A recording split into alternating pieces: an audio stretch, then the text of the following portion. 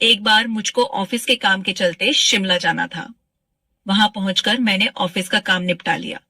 वहां पर सर्द मौसम था, हड्डियों को कप कपा देने वाली ठंड थी। शुक्र था ऑफिस का काम एक ही दिन में निपट गया था। गाजियाबाद से मेरा शिमला आना सार्थक हो गया था। बॉस निश्चित ही मुझसे खुश हो जाएंगे। मैंने मन ही मन सोचा। मैं खुद को काफी हल्का महसूस कर रहा था। माता पिता की मैं इकलौती संतान था। मेरे अलावा मेरी एक छोटी बहन थी। पिता के रिटायर्ड हो जाने के बाद बेटा होने के नाते घर की जिम्मेदारी मुझे ही निभानी थी। मैं बचपन से ही महत्वाकांक्षी रहा हूं। एक कंपनी में मुझे जॉब पढ़ाई खत्म करते ही मिल गई थी। आकर्षक व्यक्तित्व का मालिक तो मैं था ही। बोलने में भी मेरा जवाब नहीं था। लोग जल्द ही मुझसे प्रभावित हो जाते थे। कई लड़कियों ने मुझसे दोस्ती करने की कोशिश की, लेकिन अभी मैं इन सब में नहीं पड़ना चाहता था। मैंने सोचा था कि शिमला में मुझे 2 दिन लग जाएंगे, लेकिन यहां तो एक दिन में ही काम निपट गया। क्यों ना कल शिमला घूमा जाए। मैं मजे से गर्म कंबल में सो गया। अगले दिन मैं शिमला के माल रोड पर खड़ा था, लेकिन पता चला आज वहां टैक्सी व बसों की हड़ताल है। इस हड़ताल को भी आज ही होना था। मैं अभी सोच में ही पड़ा था कि एक टैक्सी वाला मेरे पास आया और मेरे कानों में फुसफुसिया, साहब कहाँ जाना है। अरे भाई, शिमला घूमना था, लेकिन इस हड़ताल को भी आज होना था। कोई दिक्कत नहीं साहब, अपनी टैक्सी है ना।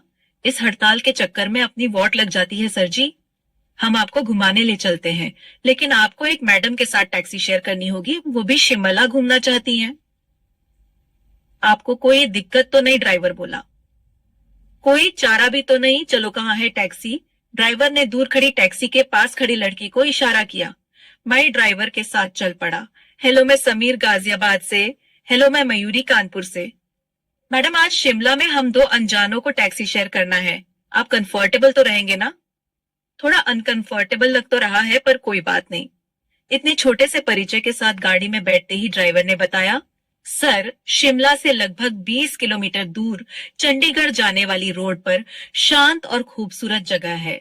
आज सुबह से ही वहां बर्फबारी हो रही है। क्या आप लोग वहां जाकर बर्फ का मजा लेना चाहेंगे? मैंने एक प्रश्नवाचक निगाह मयूरी पर डाली, तो उसकी भी निगाह मेरी तरफ ही थी। हम दोनों की मौन स्वीकृति से ही मैंने ड्राइवर को चलने को हाँ कह दिया। मैंने शिमला के बारे में बस सुना था, आज प्रत्यक्ष रूप से देखने को पहली बार मौका मिला है। मन बहुत ही कोतल से भरा था। खूबसूरत कटावदार पहाड़ी रास्ते पर हमारी टैक्सी दौड़ रही थी। एक एक पहाड़ की चढ़ाई वाला रास्ता बहुत ही रोमांचकारी लग रहा था। बगल में बैठी मयूरी को लेकर मेरे मन में कई सवाल उठ रहे थे। मन हो रहा था कि पूछूं कि यहाँ किस सिलसिले में आई हो, अकेली क्यों हो, लेकिन किसी अनजान लड़की से एकदम से ये सब पूछने की हिम्मत नहीं जुटा पा रहा था।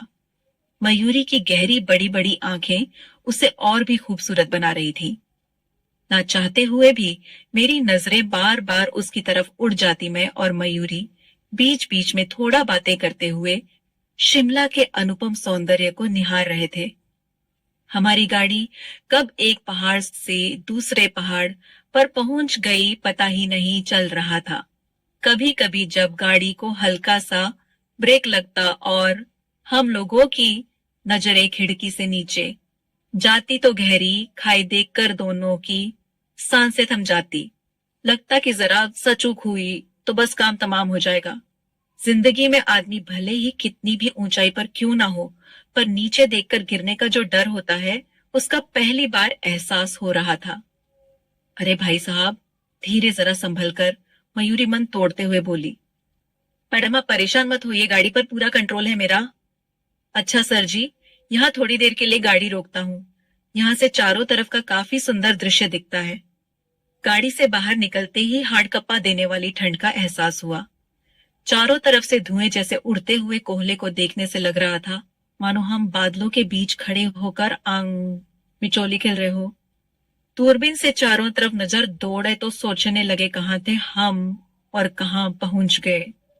अभी एक शांत सी रहने वाली मयूरी धीरे से बोल उठी, इस ठंड में यदि एक कप चाय मिल जाती तो अच्छा रहता। चलिए, पास में ही एक चाय का स्टॉल दिख रहा है, वहीं चाय पी जाए, मैं मयूरी से बोला। हाथ में गर्म दस्ताने पहनने के बावजूद चाय के प्याले की थोड़ी सी गर्माहट भी काफी सुकून दे रही थी। शिमला के अप्रीतम सौंदर्य को अपने अपने कैमरों में कैद करते हुए जैसे ही हमारी गाड़ी उस जगह के नजदीक पहुंचने लगी, वैसे ही हमारी बर्फबारी देखने की आकुलता बढ़ने लगी। चारों तरफ देवदार के ऊंचे ऊंचे पेड़ दिखने लगे थे जो बर्फ से आदित थे।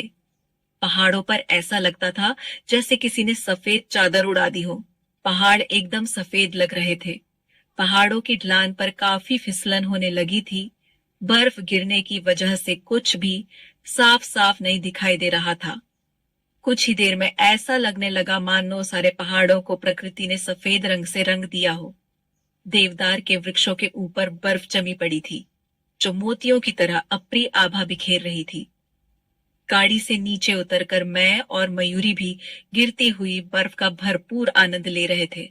आसपास अन्य पर्यटकों को भी बर्फ में खेलते कूदते देख बड़ा मजा आ रहा था। सर, आज यहाँ से वापस लौटना मुमकिन नहीं होगा। आप लोगों को यहीं किसी गेस्ट हाउस में रुकना पड़ेगा, टैक्सी ड्राइवर ने हमें सलाह दी। चलो, ये भी अच्छा है। यहाँ के प्राकृतिक सौंदर्य को और अच्छी तरह से एंजॉय करेंगे। ऐसा सोचकर मैं और मयूरी गेस्ट हाउस बुक करने चल दिए। सर, गेस्ट हाउस में इस वक्त एक ही कमरा खाली है। अचानक बर्फबारी हो जाने से यात्रियों की संख्या बढ़ गई है। आप दोनों को एक ही रूम शेयर करना पड़ेगा। ड्राइवर ने कहा, क्या रूम शेयर? हम दोनों की निगाहें प्रश्न भरी होकर एक दूसरे पर टिक गईं। कोई और रास्ता ना होने से फिर मौन स्वीकृति के साथ अपना सामान गेस्ट हाउस के उस रूम में रखने के लिए कह दिया। गेस्ट हाउस का वह कमरा खासा बड़ा था। डबल बेड लगा हुआ था। इसे मेरे संस्कार कह लो या अंदर का डर, मैंने मयूरी से कहा। ऐसा करते हैं, बेड अलग अलग कर बीच में टेबल लगा देते हैं। मयूरी ने भी अपनी मौन सहमति दे दी। हम दोनों अपने अपने बेड पर बैठे थे। नींद न मेरी आंखों में थी न मयूरी की। मयूरी के अभी तक के साथ से मेरी उससे बात करने की हिम्मत बढ़ गई थी। अब रहा नहीं जा रहा था। बोल पड़ा, तुम यहां शिमला क्या करने आई हो? मयूरी भी शायद अब तक मुझसे सहज हो गई थी। वो बोली, मैं दिल्ली में रहती हूं। अच्छा, दिल्ली में कहां? आर नगर। अरे वाह, मैं भी गाजियाबाद में रहता हूं। फिर उसने बताया, मैंने हाल ही में पढ़ाई कंप्लीट की है। हम दो बहनें हैं। पापा रहे नहीं, मम्मी के कंधों पर ही हम बहनों का भार है। सोचती थी जैसे ही पढ़ाई पूरी हो जाएगी मम्मी का भार कम करने की कोशिश करूंगी, लेकिन लगता है अभी वह वक्त नहीं आया। दिल्ली में जॉब के लिए इंटरव्यू दिया था। उन्होंने सेकंड इंटरव्यू के लिए मुझे शिमला भेजा है। वैसे तो मेरा सिलेक्शन हो गया है, लेकिन कंपनी के टर्म एंड कंडीशन मुझे ठीक नहीं लग रही। समझ नहीं आ रहा क्या करूं। इसमें इतना घबराने या सोचने की क्या बात है? जब पसंद नहीं आ रही है तो मत करो। तुम्हारे अंदर काबिलियत है तो दूसरी जगह मिल ही जाएगी। वैसे मेरी कंपनी में अभी न्यू वैकेंसी निकली है। तुम कहो तो तुम्हारे लिए कोशिश करूं। सच में अपना सीवी तुम्हें मेल कर दूंगी। शायद वक्त ने हमें मिलाया इसलिए हो कि मैं तुम्हारे काम आ सकूं। मेरे मुंह से अचानक निकल गया। मयूरी ने एक नजर मेरी तरफ करी, फिर मुस्कुराकर निगाहें झुका ली। मेरा मन हुआ कि ठंड से कांपते मयूरी के हाथों को अपने हाथ में ले लूं, लेकिन मयूरी कुछ गलत ना समझ ले, यह सोच रुक गया। फिर कुछ सोचता हुआ कमरे से बाहर चला गया। सर्द भरी रात, बाहर गेस्ट हाउस की छत पर गिरते बर्फ से टपकते पानी की आवाज अभी भी आ रही है। मयूरी ठंड से सिहर रही थी कि तभी कॉफी का मग बढ़ाते हुए मैंने कहा, ये लीजिए, थोड़ी गर्म वो कड़क कॉफी। तभी हम दोनों के हाथों का पहला हल्का सा स्पर्श हुआ तो पूरा शरीर सिहर उठा। एक बार फिर हम दोनों की नजरें टकरा गईं। पूरे सफर के बाद अभी पहली बार पूरी तरह से मयूरी की तरफ देखा तो देखता ही रह गया। कब मैंने मयूरी के गालों पर चुंबन रख दिया, पता ही नहीं चला। फिर मौन स्वीकृति से थोड़ी देर में ही हम दोनों एक दूसरे की आगोश में समा गए। सांसों की गर्माहट से बाहर की ठंड से राहत महसूस होने लगी। इस बीच मैं और मयूरी एक दूसरे को पूरी तरह कब समर्पित हो गए पता ही नहीं चला। शरीर की कपकपाहट अब कम हो चुकी थी। रात कब गुजर गई पता ही नहीं चला। सुबह सुबह जब बाहर पेड़ों पत्तों पर जमी बर्फ छन छन कर गिरने लगी तो ऐसा लगा मानो पूरे जंगल में किसी ने तराना छेड़ दिया हो। मन में ना कोई अपराध बोध, ना कोई जानने की चाह, बस एक मौन के साथ फिर मैं और मयूरी साथ साथ चल दिए।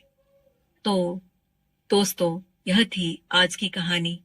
दोस्तों, अगर आपको कहानी अच्छी लगी है तो वीडियो को लाइक करें, शेयर करें और हमारे चैनल को सब्सक्राइब करें। धन्यवाद।